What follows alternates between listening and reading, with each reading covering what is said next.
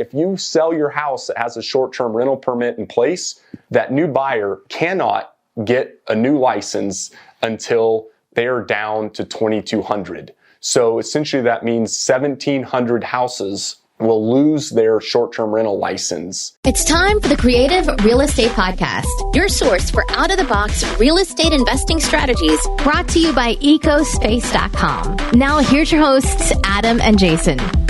Hey friends, it's time to deflate the volleyball, put away the tennis rackets, put the covers on the golf clubs, because it is time to start planning and thinking about ski season. So it's time to, one, get your passes bought, prices go up, get your ski gear bought, also prices start going up. And the third is figuring out how you're going to go ski and miss I-70 traffic, aka how are you going to buy your mountain property real estate. So you've been enjoying the golf course, the tennis court, or a lot of people maybe in the Midwest, the lakes. And now you're starting to transition to planning for your winter ski trip. But I-70 traffic, you are dreading it. It is the bane of your existence, sitting on I-70 for 2, 3, 4 hours, both getting up there and coming back down. So especially if you're here in the Front Range, which made up over 50% of the purchases in Summit County this last year,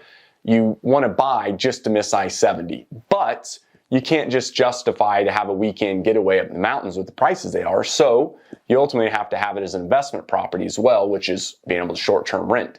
So the update on this video is, one, to motivate people to get ready. Ski season's upon us, but also to give you an update. The biggest event that's kind of coming around for mountain properties since the major recession of 2008, 2009, when prices just tanked because people were unloading their second homes and vacation properties. What might be one of the biggest effects on demand, pricing, just overall general effect on the communities, even in the mountains, is the fact that a lot of these cities right now are in full go mode of making a change to the short-term rental licensing systems and rules and regulations.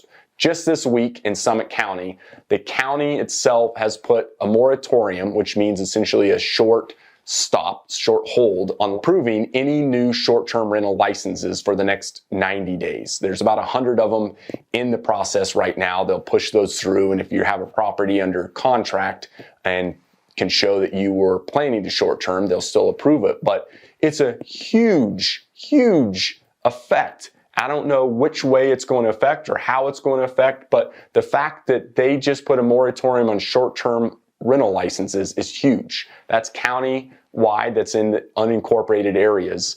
And in the cities, they're also doing that. Frisco is trying to get some rules and regulations, and Breckenridge is on its kind of second iteration of pushing through a license block that essentially goes from current 3,900 short-term rental permits in Breckenridge, the city, to 2,200, which means if this passes, if you sell your house that has a short-term rental permit in place, that new buyer cannot get a new license until they're down to 2,200. So essentially that means 1,700 houses will lose their short-term rental license, and then they'll be at 2,200, and then whoever's at the top of that list is the first option to get that license. And that could be months, years, no one really knows. But in a sense, that is a massive hit on real estate. Whether that's a positive, it's a negative. A lot of locals say it will be a huge positive effect because there's no local housing.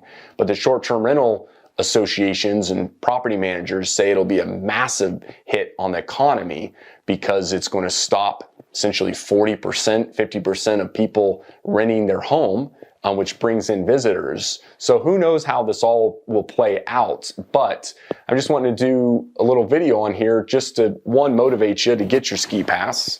You got, where are we going? Snow Basin, you got Taos, we going to maybe Aspen this year, Telluride, Vail. Wherever you're going, you got to get it planned in advance, but also know that if you're planning these trips, short-term rental might be affected. And if you're wanting to buy, own, or manage property in the mountains, you need to be following what's happening. Talk with your broker, talk to your short-term rental manager, and make sure you stay engaged, because I think within this next year, we'll look back and say, along with 08 to 2010 era of pricing and kind of COVID, this will have one of the biggest effects on mountain real estate that we've had in our potential generation.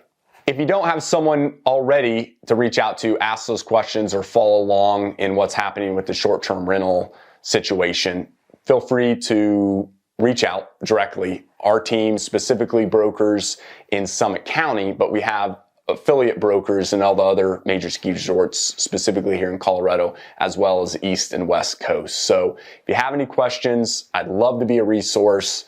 You can feel free to direct message me or like, share, follow along, as we'll be producing as much content as we can here this winter about what's happening in the short-term rental market. Thank you so much for listening to the Creative Real Estate Podcast. And if you got value from this episode of the podcast, please take the time to leave us a rating and review on iTunes. Give us a written rating and a review. We'd really, really appreciate it. I'm going to let you go, but until next time, think outside the box.